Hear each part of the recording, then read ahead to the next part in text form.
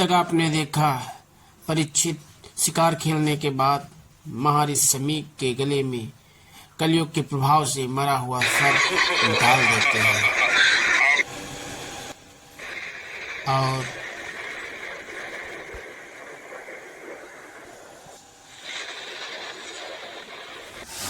तभी मुनि कुंवर वहां आते हैं और गुरुजी का यह अपमान देखकर वो श्रृंगी के पास जाते हैं और वहां का सारा वृत्तांत बताते हैं। फिर श्रृंगी क्रोध में आकर उस राजा को श्राप दे देता है।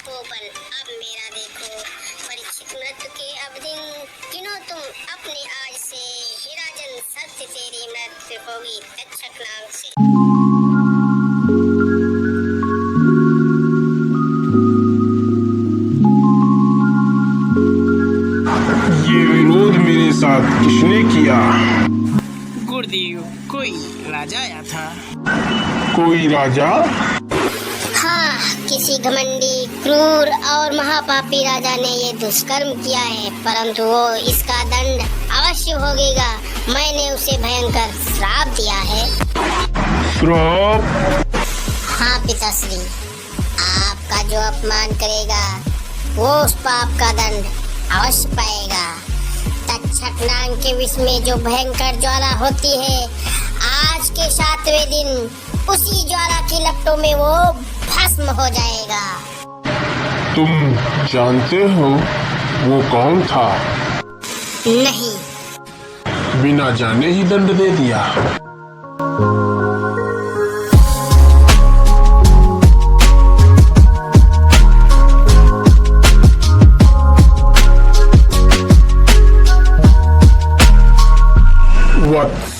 तुमने बड़ा अनर्थ कर दिया।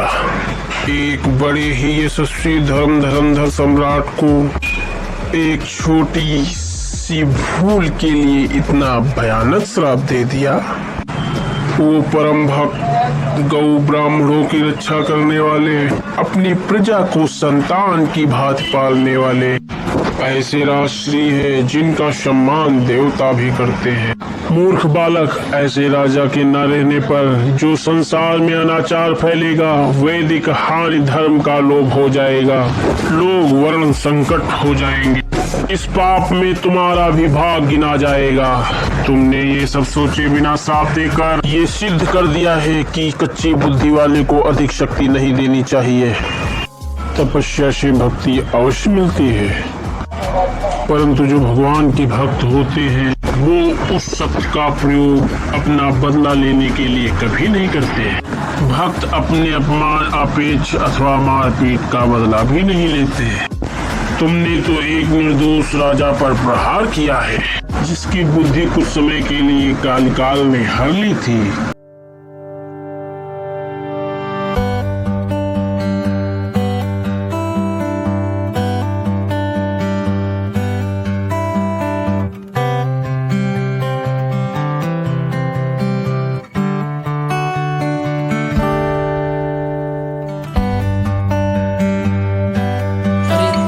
ये क्या कर दिया मैंने?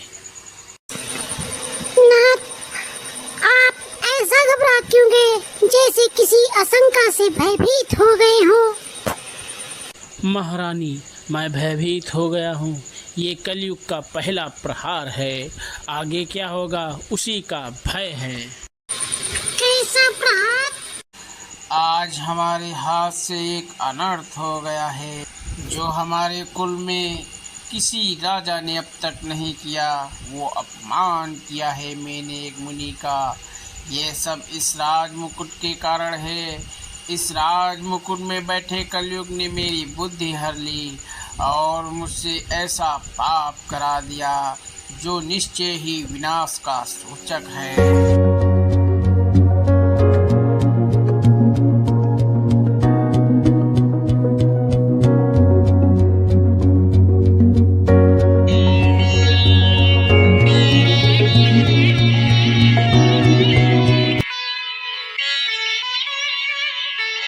प्रणाम मुनिवर। आयुष्मान भव। मुनिवर, महाराज दिन भर वन में मृग्या करते करते थक गए हैं, इसलिए वो रनिवास में विश्राम करने चले गए। आप कल प्रातः ही उनके दर्शन कर सकते हैं। ये उनकी निद्रा का समय है। नहीं वत्स, ये इनकी निद्रा का नहीं, जागने का समय है और मैं उन्हें जगाने आया हूँ। उन्हें अपनी आती हुई मृत्यु का ज्ञात नहीं है। कल प्रातः तक तो बहुत समय निकल जाएगा, इसीलिए मेरा उनसे इसी समय मिलना परम आवश्यक है। इसी में उनकी भलाई है। जाओ, तुरंत उन्हें हमारे आने की सूचना दो। आज्ञा मुनिवर।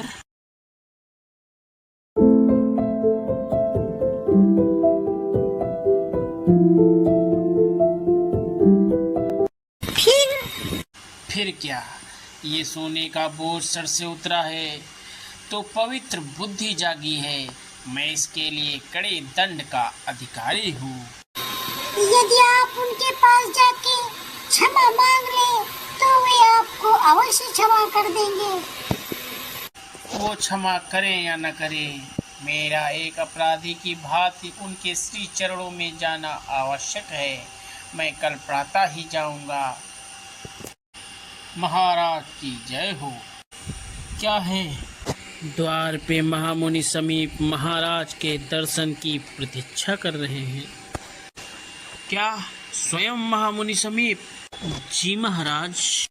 क्या वो क्रोध में है? रानी, वो क्रोध में हो या न हो, इससे हमारे धर्म और कर्तव्य में कोई अंतर नहीं आना चाहिए। महामुनि राजद्वार पर खड़े हैं, हमें उन्हें राजमहल में लाकर उनका यथोचित आदर सत्कार करना चाहिए, जिसके वो अधिकारी हैं।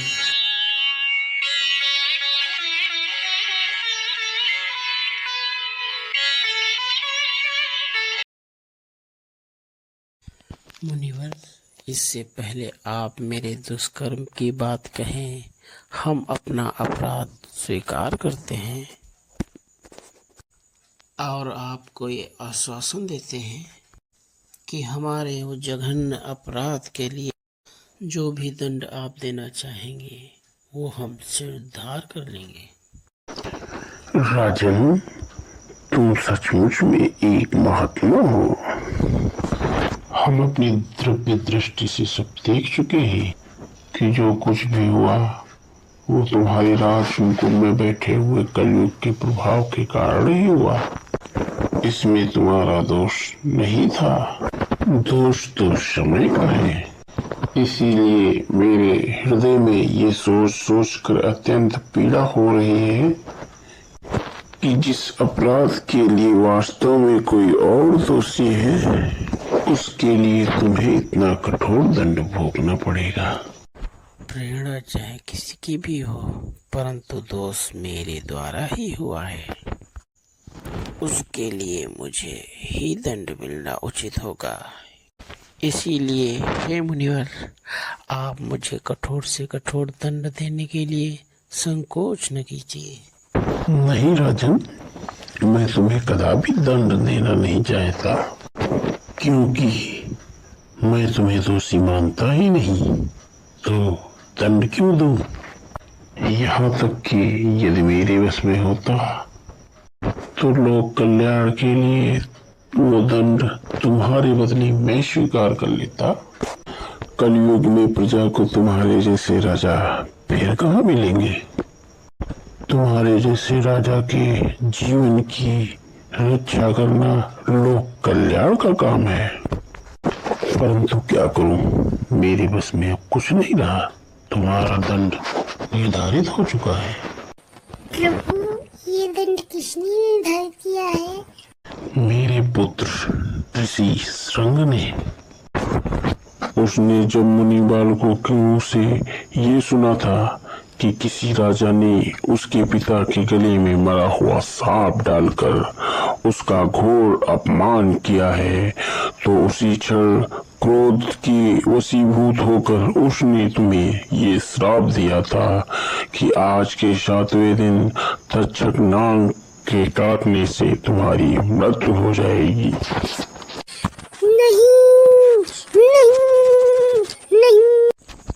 रानी, इन्हें रनिवास में ले जाओ। दो आज्ञा महाराज। विधि की धनुष से दुर्भाग्य का ये बाढ़ निकल चुका है, वो वापस नहीं होगा। मैं तुम्हें यही बताने आया हूँ कि इस संसार में अब तुम्हारे बचने का कोई उपाय नहीं है। इसलिए इन 7 दिनों में तुम अपना परलोक सुधारने का उपाय करो। जिस स्त्री पुत्र की तुम चिंता कर रहे हो वो तुम्हारे साथ नहीं जाएंगे, यहीं रहेंगे।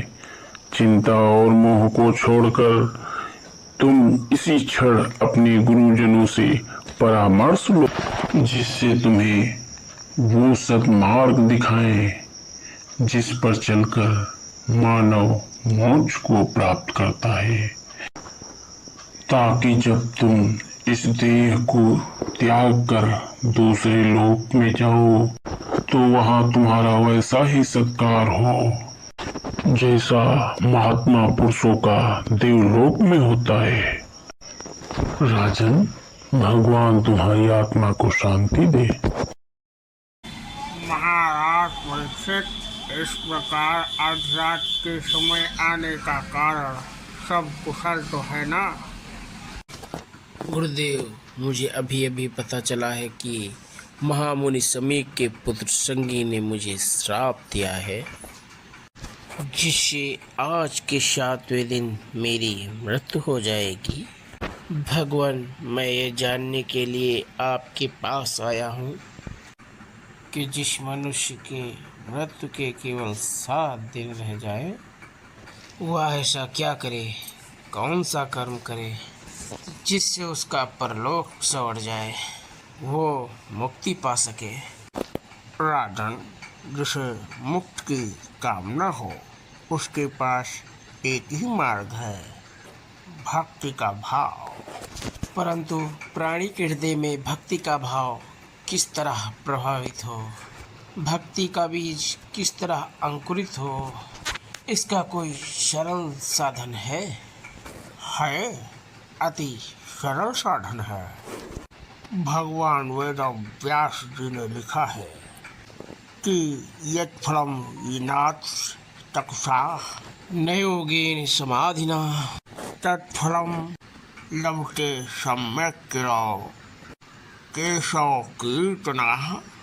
अर्थात जो फल तपस्या, योग एवं समाधि से भी नहीं मिलता, कलयुग में वही फल श्री हरि कीर्तन अर्थात कृष्ण लीला का दान करने से सहज ही मिल जाता है।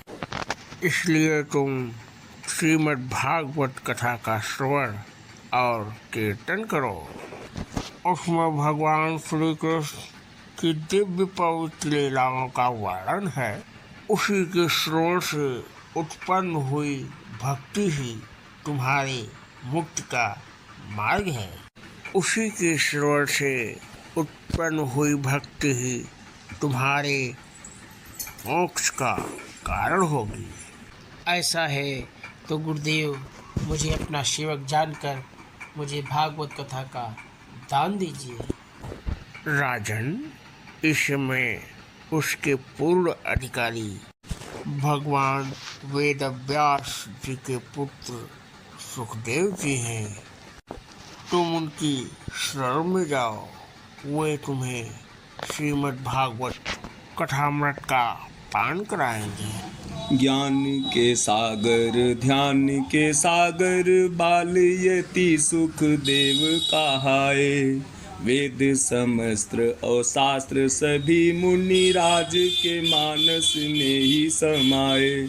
ऐसे महातपधारी के द्वार पे, ऐसे महातपधारी के द्वार पे याचक बन के परिचित आए। जान मनोरथ राजन का मुनिराज कृपा के धन बरसाए।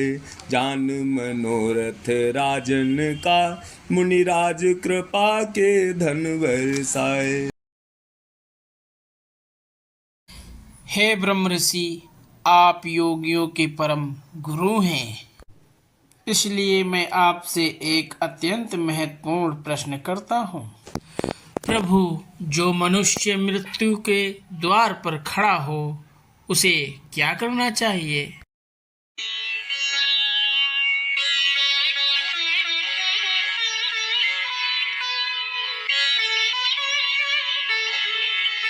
परीक्षित, ये प्रश्न जो तुमने किया है इसमें लोकहित भी छुपा हुआ है, क्योंकि वास्तव में सभी मनुष्य मृत्यु के द्वार पर ही खड़े होते हैं, हालांकि वो इसे जानते नहीं हैं। तुम्हारा प्रश्न है कि मृत्यु के द्वार पर आया हुआ मनुष्य क्या करे? हे राजन, इसका उत्तर सुनो। मृत्यु का समय आने पर मनुष्य घबराए नहीं। मृत्यु के आक्रमण से पहले ही वो वैराग्य की तलवार से शरीर की ममता को काट दे और ओम रूपी प्रणव का मन ही मन जप करे। प्राण वायु को वश में करके अपने मन का दमन करे। बुद्धि की सहायता से इंद्रियों को उनके विषयों से हटा ले और मन से भगवान की मंगलमय मूर्ति का ध्यान करते करते प्रभु के श्री विग्रह में पूर्ण रूप से लीन हो जाए। तब मनुष्य को तुरंत ही भक्ति योग की प्राप्ति हो जाती है। इसलिए शास्त्रों ने कलयुग में सबसे सहज एक ही साधन बताया है, भक्ति। इसलिए हे राजन, मैं तुम्हें भागवत पुराण की कथा सुनाऊंगा, जो भक्ति रस की ऐसी गंगा है कि जो प्राणी एक बार उसमें स्नान कर लेता है वो फिर भक्ति रस की उस नदी से बाहर निकलना ही नहीं चाहता, उसी में डूब जाता है, वही उसका मोक्ष है। तुम भगवान के परम भक्त हो, इसलिए मैं तुम्हें वही भागवत कथा सुनाऊंगा जिसमें श्री कृष्ण की सगुण लीलाओं का वर्णन है। तुम्हारे अंत समय में कृष्ण लीलामृत का सेवन ही सहाय होगा। द्वापर के अंत में ऐसा समय आया जब धरती पर बहुत सी आसुरी शक्तियां एकत्रित हो गई थीं। उस समय लाखों दैत्यों के दल ने घमंडी राजाओं का रूप धारण करके अपने भार से पृथ्वी को आक्रांत कर रखा था। उनमें सबसे शक्तिशाली दैत्य मथुरा का राजकुमार कंस था, जो धर्म का नाश करने पर तुला हुआ था। इसी तरह राजा परीक्षित महाराज सुखदेव द्वारा 7 दिनों तक कथा श्रवण करते हैं। तत्पश्चात श्राप के अनुसार राजा परीक्षित को नागराज तक्षक डस लेता है। इसी के साथ ये कहानी का द एंड हो जाता है। अगर आपको कहानी अच्छी लगी तो लाइक करें, सब्सक्राइब करें प्लीज़, और ज़्यादा से ज़्यादा शेयर करें। अब मैं अपना जाल धीरे धीरे सारे संसार में फैलाऊंगा।